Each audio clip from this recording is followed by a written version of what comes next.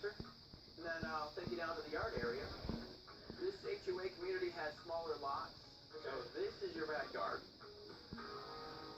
Pretty interesting joke, right? It's a zero lot line community, so it's just like, you know, it's smaller lots. That's an understatement. I think I can put my swimming pool there and my parrilla here, right? Well, your freezer's probably would fit here. How big is your freezer? It might fit here. But there's a couple other things in the community you might like, though, that are amenities to the community. Are they bigger than this? They are bigger than that. Just around the corner from the house is a community pool area. This is nice.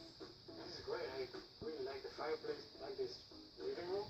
Over here, Oh, sweet. you got your It's a community big pool. swimming pool.